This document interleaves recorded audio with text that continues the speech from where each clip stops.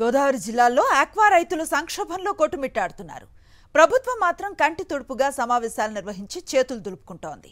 తమ కష్టాలు చెప్పుకున్న రైతులకు ప్రభుత్వం నుంచి ఎలాంటి హామీ దక్కలేదు. పైగా కష్టాలు అలవాటు చేసుకోవాలంటూ ఉచిత సలహాలు ఇస్తున్నారు. ఇంతకీ ప్రభుత్వం రైతుల వైపా వ్యాపారుల వైపా? Watch the story. ఉభయ గోదావరి జిల్లాల్లోని ఆక్వా రైతులు తీవ్ర కష్ట నష్టాలతో అల్లాడుతున్నారు. జూలై నుంచి క్రాప్ హాలిడే నిర్ణయం కూడా తీసుకున్నారు. ఈ పరిస్థితుల్లో మత్స్య శాఖ ఆక్వా రైతులతో పశ్చిమ గోదావరి జిల్లా ఉండి మండలంలో ఆక్వా రైతుల సమావేశం నిర్వహించారు.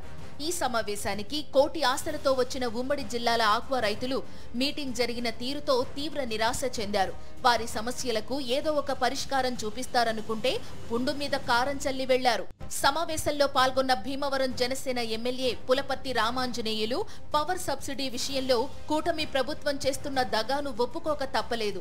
ఎన్నికల సమయంలో ఊదరగొట్టినా యూనిట్ కు ₹1.5 రేటు అమలు కావడం లేదని ఆయనే స్వయంగా చెప్పారు.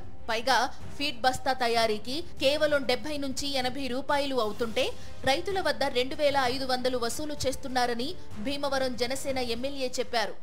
70 నుంచి 80 రూపాయలు ఖర్చు అయ్యే ఫీడ్ బస్తాని 2,500 రూపాయలు అమ్ముతున్నారు. 2,500. దాని మీద నియంత్రణ తీసుకురావాలి.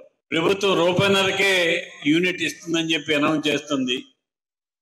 పేమెంట్ చేసేటప్పటికి ₹2.40 కట్టవలసి వస్తుంది. అమెరికా సుంకాల పేరుతో ఫీడ్ సీడ్ కంపెనీలు ఎక్స్పోర్టర్స్ దోచుకుంటున్నారని, ఆక్వా సంక్షోభంలో రైతుల పరిస్థితి అల్లకల్లోలంగా మారిందని సమావేశంలో పాల్గొన్న నేతలకు ఆక్వా రైతులు మొరపెట్టుకున్నారు. 100 కౌంట్ సాకుతో 40-60 కౌంట్ రొయ్యల కొనుగోలులో ఎక్స్పోర్టర్స్ రైతులను నిలువు దోపిడీ చేస్తున్నారని మండిపడ్డారు. రాజ్యసభ సభ్యుడు బీదా మస్తాన్ రావు ఫీడ్ కంపెనీ నుంచి తక్కువ ధరకు ఇస్తామని చెప్పి ఇప్పుడు మాఫియాగా మారి దోచుకుంటున్నారని రైతులు మండిపడ్డారు. ఆక్వా రైతులు చేసిన విన్నపాలకు డిప్యూటీ స్పీకర్ రఘురామరాజు చెప్పిన సమాధానాలకు పొంతన లేకపోవడంతో రైతులు తెల్లముఖాలు వేశారు. టీడీపీకి చెందిన రైతులు కూడా రఘురామరాజు చెప్పిన దానికి ముఖాలు మార్చుకున్నారు.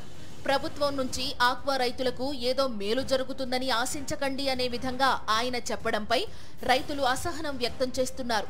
తాము తమ బాధలు చెప్పుకునేందుకు వస్తే కనీసం తమ మాట కూడా వినలేదని ఆగ్రహం వ్యక్తం చేస్తున్నారు. ఈ రోజు మీటింగ్ వస్తే రఘురామకృష్ణరాజు గారు ఈ రేట్లు ఆక్వా రేట్ అడగండి, గవర్నమెంట్ దగ్గర డబ్బులు లేవు, కరెంట్ సబ్సిడీ గురించి అడిగితే డబ్బులు లేవు, మీరు ఏం మాట్లాడకండి అని మా ప్రయత్నం చేస్తున్నారు, కానీ మాకు మైకులు ఇవ్వట్లేదు. మొత్తం మీద సంక్షోభంలో కూరుకుపోయిన ఆక్వా రైతులు ఏదో మంచి మాట వినవచ్చని ఆశించారు. కానీ ప్రభుత్వం నిర్వహించిన సమావేశం పూర్తిగా ఏకపక్షంగా వ్యాపారులకు అనుకూలంగా జరిగిందని ఆక్వా రైతులు మండిపడుతున్నారు.